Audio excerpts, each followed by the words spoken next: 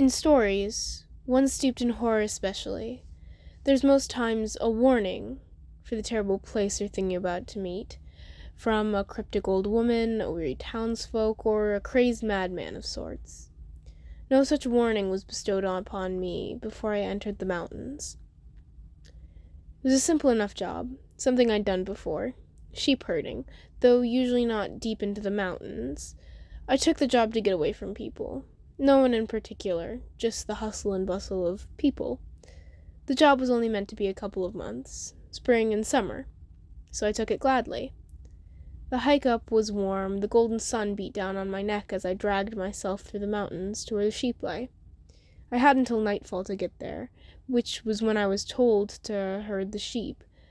It was strange being told to herd the sheep at night and through the mountains, though I suppose I'm not much one for judgment, especially since the job paid quite well, all things considered. And I found myself quite enjoying the hike up eventually, feeling the whip of wind on my skin, the sweet touch of the sun's light, her beams shining down on me kindly, and the hard press of stone against the bottom of my thick boots. By the time I had reached the cabin that had kindly been prepared, I was in a content mood that lasted into nightfall. Once the moon shone loving through my window, and the clock struck 9, I knew it was time to begin gathering the sheep. It was far from the biggest flock I had to tend for. In fact, it was quite small compared to what they were paying me to herd it. Nonetheless, I gathered the sheep and began to lead them down the path. But as I led them, something began to feel wrong.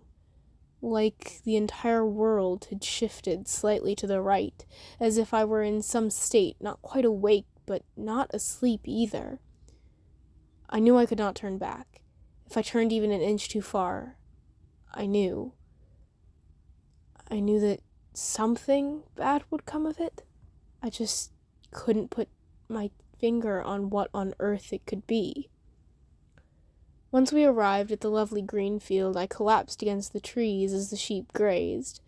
I watched them carefully. They seemed well enough, all surprisingly clean, their wool not yet thick.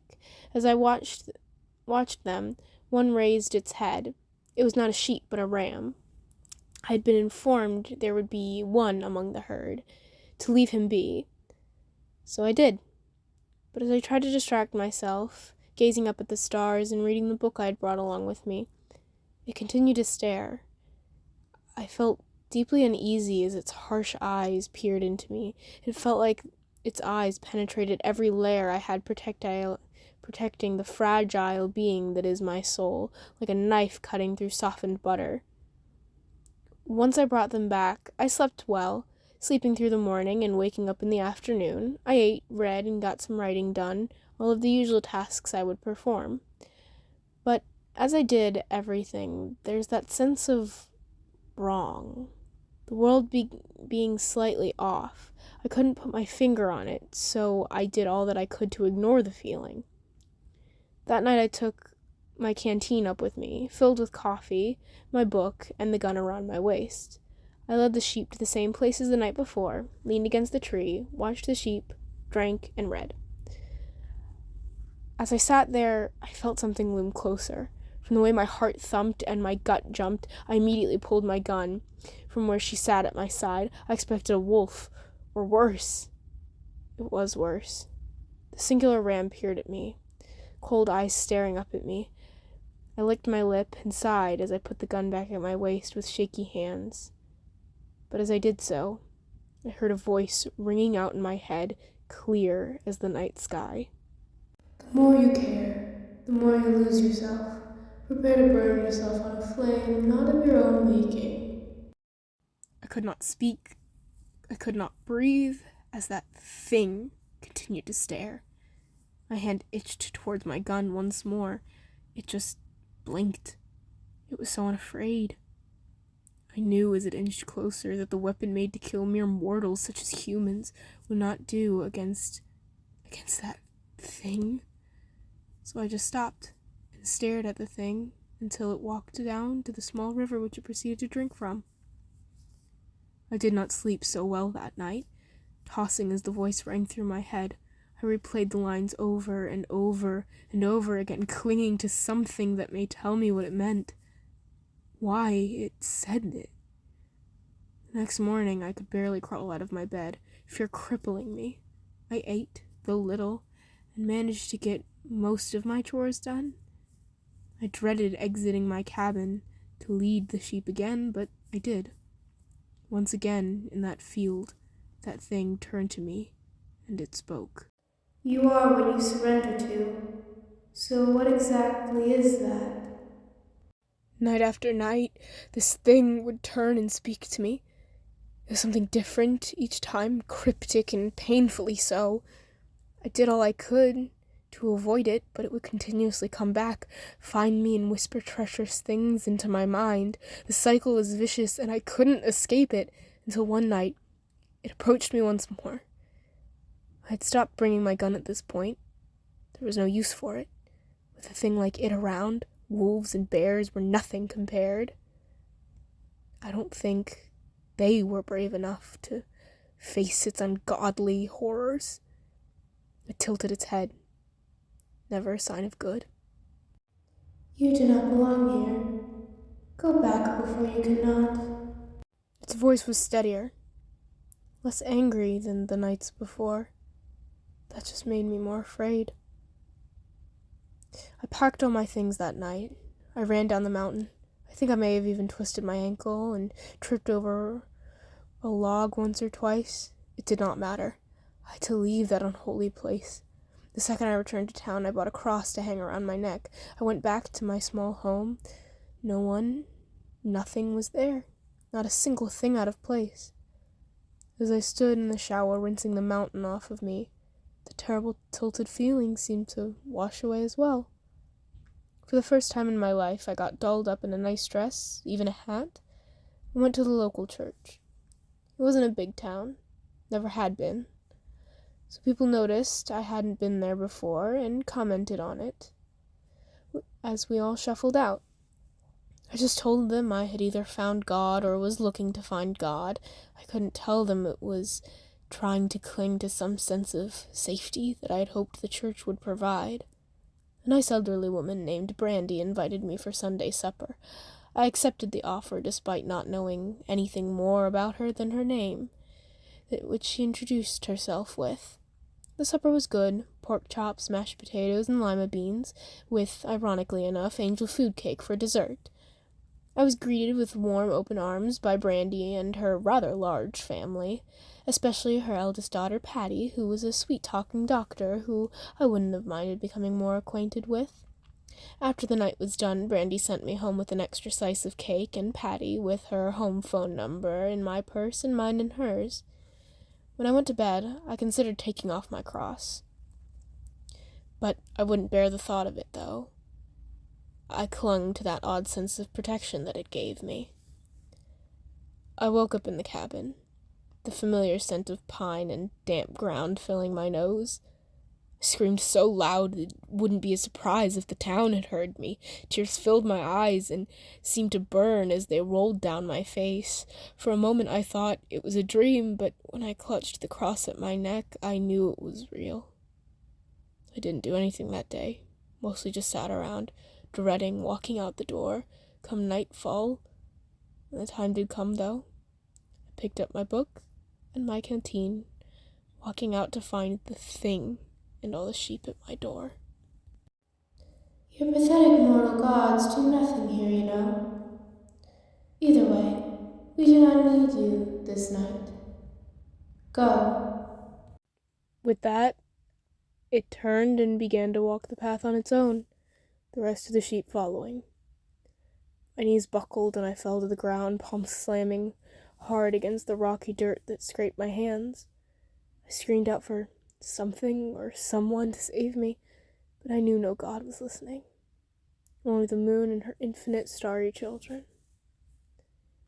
The next night I fell into the same pattern I always had, taking the sheep up and down the hill, that thing whispering its terrible sins in my ears. I cried some nights. I swear I could see it smile when I did. I didn't know it would be my last night there, but by the non-existent being that is God, I've never been more thankful that it was. The night was cold, so cold that when the snow began to fall, I wasn't even surprised. I wasn't sure what month it was anymore, but it sure as hell wasn't summer. I watched the sheep. Their wool had grown in some months ago, but not an inch since. They were still perfectly clean, too, to the point their wool almost looked bleached as a Hollywood actress's hair. I was sipping my coffee when all their heads perked up. They all turned to stare at me, each eye piercing through the layers of my being. The world tilted so far I wasn't sure if I was even in the world at all. The trees and grass disappeared. All there was to see was an endless abyss of nothing. And saying nothing, I mean absolute nothingness. It wasn't black or white, because that would insinuate color, but there was so little in this world that color couldn't exist. All that there was me, the sheep, and that thing. They don't open their mouths yet. Still, the voices of them all ring in my head. You are the proof that the gods may die. Then it all fades. Suddenly, I'm in front of a cabin. The cabin. My satchel over my shoulder, and an elderly man writing me a check. He wore the hat that so many farmers did, with graying hair to match underneath. His black suit and tie were so utterly out of place, especially in the woods. I blinked as he tore the check violently from his book and shoved it into my hands. "Much appreciated, ma'am. Sorry to have you over time, but I'll make it worth your time." He winked as I shakily took the small slip of paper. "You all right, ma'am? You're looking rather pale." "I'm all right, sir. Bit tired," I lied as he nodded. "Aren't we all?" He laughed heartily, patting my shoulder heavily. "Well, you best be on your way. Was an absolute pleasure working with you." "You too." I didn't run down the mountain this time, but I was definitely faster than I was when I had hiked up so many months ago. Fear and panic hammered in my chest as I tried to reason out what had happened, but there was nothing but the memory of those things, voices ringing in my head. When I get home, I scrub my skin so hard that it's almost painful. I try to wash the smell of those mountains off of me. Today isn't Sunday, so I have no church to run to, and no job lined up yet. So I sleep, wake up, have a drink, and debate going to the library to try and understand what the hell happened to me. I decide that would probably just make it worse, so I turned on the radio, sat at my desk, staring at my typewriter. I was just about to start writing up a letter to the town paper department who'd offered me a job a couple months back, when the home phone rang. When I picked it up, hesitantly so, I almost expected those voices would float through it. Instead, I was thankfully met by a familiar, sweet voice. "Charlotte! Oh, I thought you'd never pick up!" Patty's voice rings into my ear, and I smile. "Oh, well, I've been real busy with work, I laugh, and hope she can't hear the shaking in my voice. "Oh, I'd bet. Same down here. Well, anywho, I was calling to ask if maybe you'd like to get together over Christmas, since I'll be coming down." My heart skips a beat. Christmas? I had thought that maybe it was September or October at the worst, but I guess I was wrong. "Maybe get some dinner or catch a movie and—" "I think I'd like that," I managed to spit out, in as cheery as a tone as I could muster. "Oh, wonderful. I'll see you then, I suppose." Sometimes I wonder what I met in those mountains. The thing that absorbed half a year of my life. But every time I think too hard, the world begins to tilt again. I still wear my cross, go to church, and pray with Patty, and pray with her family over Sunday supper. But I know the God that they're praying to isn't going to answer, because it isn't real. I'm not saying there's nothing out there, and, nowhere for us to go. There is, but it isn't anywhere we've ever heard of. When we die, we'll meet something. I know that much. All I can do is hope and try to be sure it isn't that thing I met in the mountains.